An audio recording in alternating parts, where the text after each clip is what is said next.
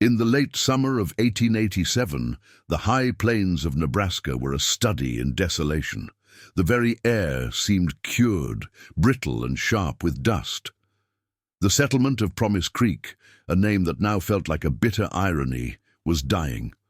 The creek itself, the artery that had given the place its name and its hope, was nothing but a cracked, grey scar in the earth, littered with the carcasses of sun-baked fish. At the edge of the settlement, Elias Thorne, a man whose reputation was built on practicality and success, stood over the mouth of his well. It was a 32-foot-deep, stone-lined monument to conventional wisdom, dug square in the low ground where the cottonwoods grew. For 3 years, it had been the most reliable water source in the county. Now, his windlass rope brought up only hot, dry grit. His cattle, their ribs stark beneath their hides, bellowed with a dry, rasping sound, huddled near the empty wooden trough. The temperature had not dropped below 100 degrees Fahrenheit or 38 degrees Celsius in a month. Despair was a physical presence, a weight in the scorching air. A mile upland, on a wind-scoured rise that most settlers had dismissed as pasture ground, fit for nothing, a different sound cut the air. It was a steady, rhythmic thump-thump-thump. There, on Silas Weir's homestead, the slender metal fan of an air motor windmill spun tirelessly in the hot wind. From a narrow pipe emerging from the baked ground, a steady stream of clear, cold water spilled into a trough. His small herd of Durham cattle drank deeply. His wife Sarah watered a small, shaded patch of vegetables that were, impossibly, still green. The neighbors had called this well Weir's Folly for the entire year he had labored on it. It was in the wrong place, built by the wrong method, and had cost him a season's crop and nearly all his capital. Yet as the community's wells failed one by one, this single, slender pipe on the high ground continued to flow, its water emerging at a shocking constant 54 degrees Fahrenheit. What did this quiet, stubborn former miner understand about the hidden architecture of the earth that generations of experienced farmers had completely missed? The context for this crisis was forged a decade earlier. The Homestead Act of 1862, signed by Lincoln, was a promise written in ink on paper, not a guarantee written in water on the land. It drew tens of thousands from the wet, temperate climates of the East, from Ohio, Illinois, and New York, to the vast, semi-arid expanse of the Great Plains. They came with optimism, Eastern farming almanacs, and a set of rules that had always worked. The primary rule, taught by fathers to sons and reinforced by every land agent, was water follows the low ground. You dug your well near the creek bed, in a drainage swale, or where moisture-loving plants like willows or cottonwoods suggested the water table was shallow. This was the common sense of settlement. The official pamphlets from the Burlington and Missouri River Railroad, desperate to sell its land-grant parcels, showed bucolic pictures of wide, hand-dug wells, lined with stone, overflowing with water. The accepted method was universal. A hole, typically 4 feet in diameter, dug by hand with shovel and pick, supported by a wooden windlass. A man would dig until he hit the first water, usually a layer of saturated sand or gravel between 20 and 30 feet down. This was the unconfined or surface aquifer. It was, in essence, a subterranean reservoir fed directly and almost exclusively by local rainfall. The entire agricultural and domestic economy of Promise Creek, founded in 1884, was built upon this single, flawed premise. Elias Thorne, as the community's most prominent citizen, had followed the manual precisely. His well was the model, the standard everyone else tried to emulate. This universal trust in Eastern wisdom was the foundation of their new civilization. But the plains were not Ohio. This land played by older, harsher rules, and the settlers were basing their very survival on a hydrological system they did not understand. Silas Weir alone was reading from a different book, one written not in ink but in strata of rock. Elias Thorne's well was a case study in this failing orthodoxy. Construction had taken 3 men the better part of 2 weeks in 1884. They had excavated over 1,000 cubic feet of earth by hand. The lining, a mark of Thorne's wealth and thoroughness, was made of limestone flags hauled 20 miles from the nearest quarry. The total cost had approached $40, a staggering sum when a good horse cost $30. For the first 2 years it performed adequately, providing enough water for his family and his herd of 40 cattle. But the system was flawed in its very design. Being wide and relatively shallow, it was a collector. It was highly susceptible to surface contamination. After a heavy rain, the water would be brown and muddy. Its temperature would fluctuate wildly with the seasons, from near freezing in winter to a lukewarm 70 degrees Fahrenheit, 21 degree in summer, promoting algae growth. The true failure began with the drought of 1886 to 87. The winter snowpack was a third of its usual depth. The spring rains of 1887 delivered less than 2 inches total compared to the normal 8 or 9.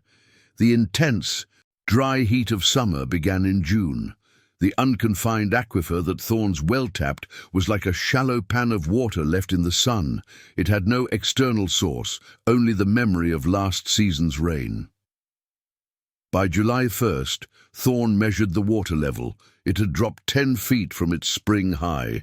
By July 15th, he was rationing, lowering a small bucket to retrieve just a few gallons of thick, mineral-heavy water.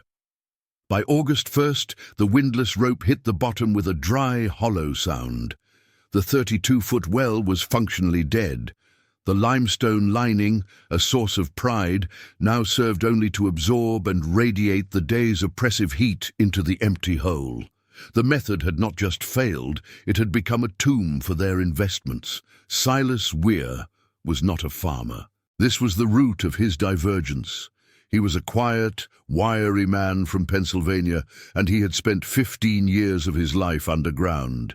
He had not worked fertile fields. He had worked the anthracite coal seams near Scranton. In the mines, he had not learned about topsoil and rainfall. He had learned about geology, pressure, and the immense hidden forces of the earth. He had seen water burst from solid rock faces 600 feet below the surface. He had learned to read the strata, the layers of sandstone, shale, and limestone. He understood that the earth was not a uniform sponge, but a complex, layered structure. He'd learned the critical difference between the surface seepage that plagued the upper shafts and the deep rock water that, once tapped, flowed with relentless, cold pressure. This knowledge was supplemented by a brief, formative stint working on a railroad engineering crew. There, he had watched men use steam-powered percussion drills, tools not of agriculture, but of industry. They weren't digging, they were boring. They were seeking water for the steam locomotives, and they couldn't rely on shallow wells that failed in dry weather. They drilled past the topsoil, past the clay, past the false water of the surface table, until they struck a deep vein insulated by impermeable rock. When Weir filed his homestead claim, he walked his 160 acres for a week. He ignored the low-lying creek bed. He stood on the highest, driest point of his land, studying the small rock outcroppings, and chose his spot. Elias Thorne had personally ridden out to counsel him. "You're mad, Weir. You're on the high ground. The water's down by the cottonwoods. Any fool knows that." Silas merely nodded, thanked him for his time, and proceeded to unload the timbers for a strange, tall tripod. The community watched, pitied him, and then mocked him. Weir's well was a monument to this foolish counter-knowledge. He could not afford a steam drill, so he had to construct his own.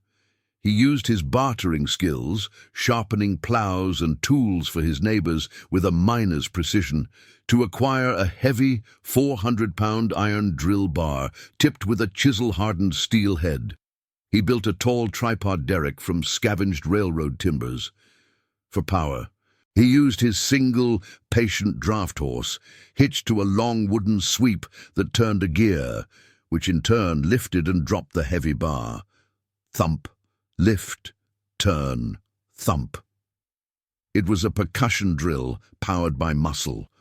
While his neighbors raised their sod houses and broke the prairie for their first spring planting in 1886, Silas Weir spent 4 agonizing months drilling. The visual was one of profound inefficiency, a lone man and a horse, pacing in a slow, endless circle, operating a rickety contraption that seemed to be doing nothing.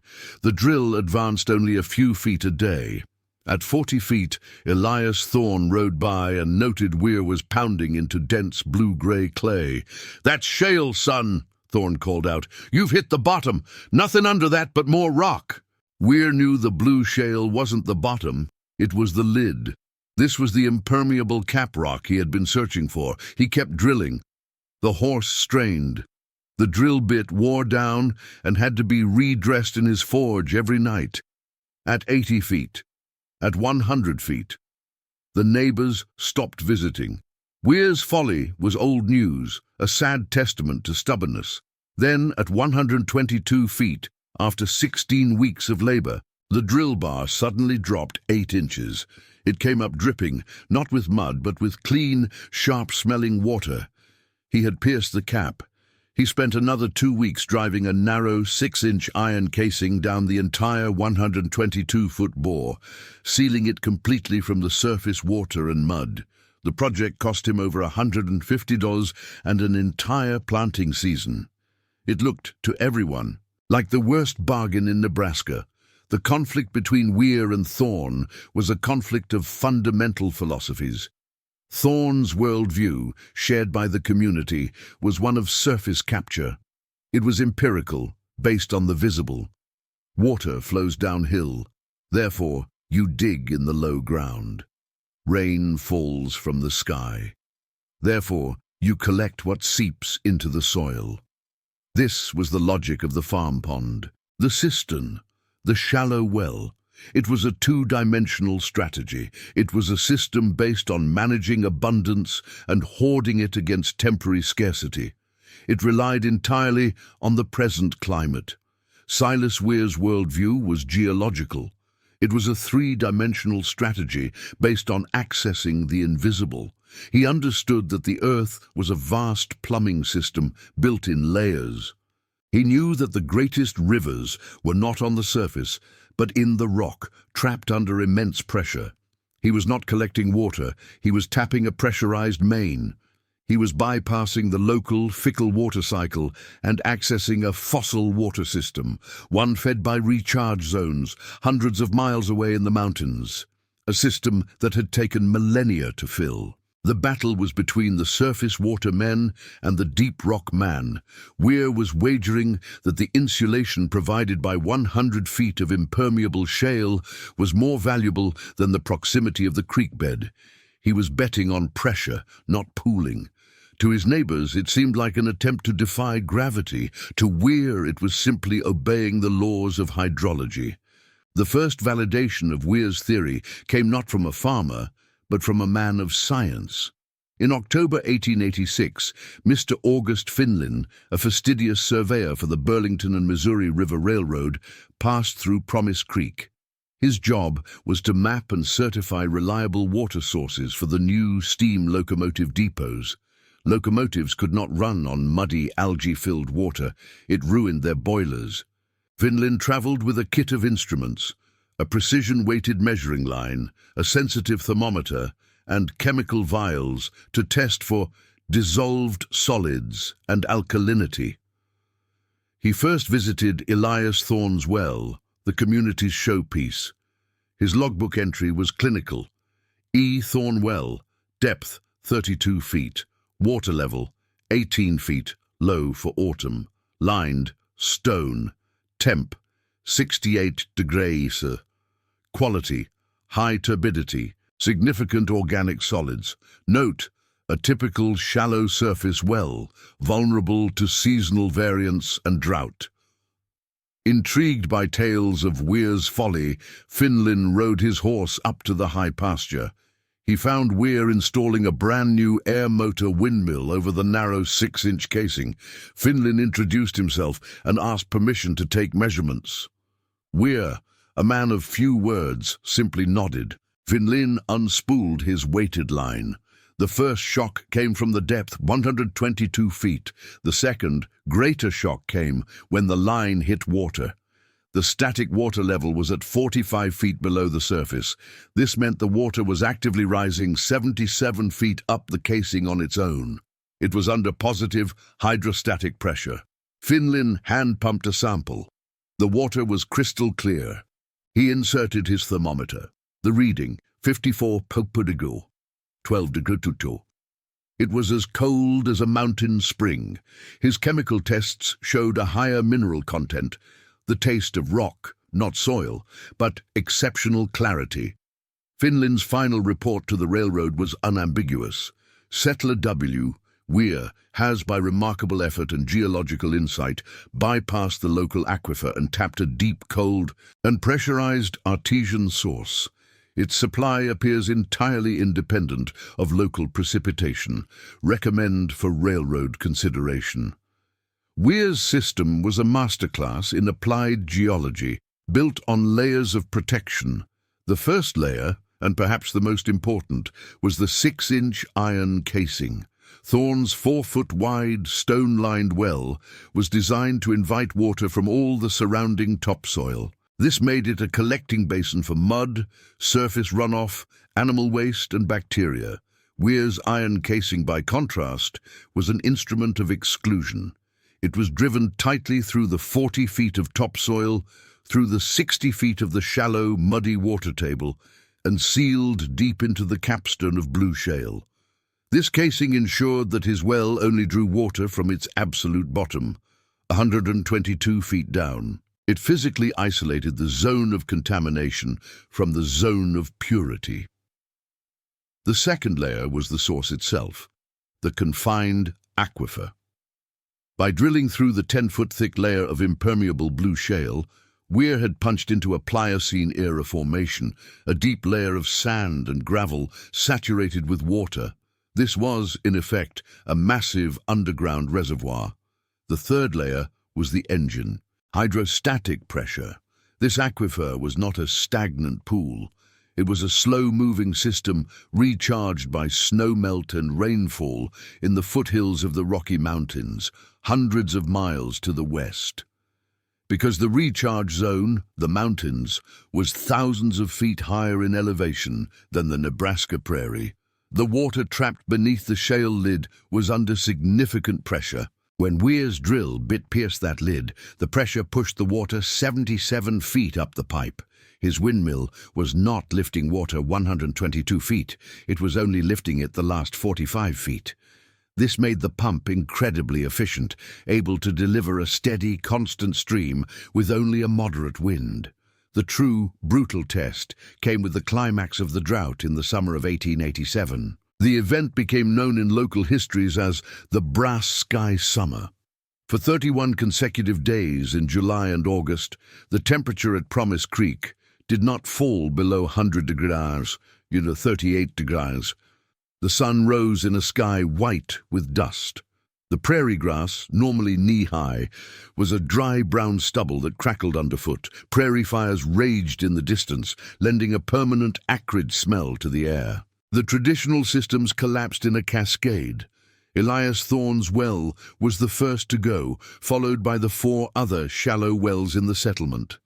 The creek bed, which had held a few stagnant pools, was baked into ceramic. Thorne's prize bull, mad with thirst, broke its leg in the cracked ravine and had to be shot. 2 families, the Carsons and the Millers, simply abandoned their claims. They packed their wagons, loaded what little livestock remained, and headed east, broken. Amidst this total systemic failure, the sound from Weir's homestead was a beacon. Thump, thump, thump. The air motor's blades spun in the relentless, hot wind.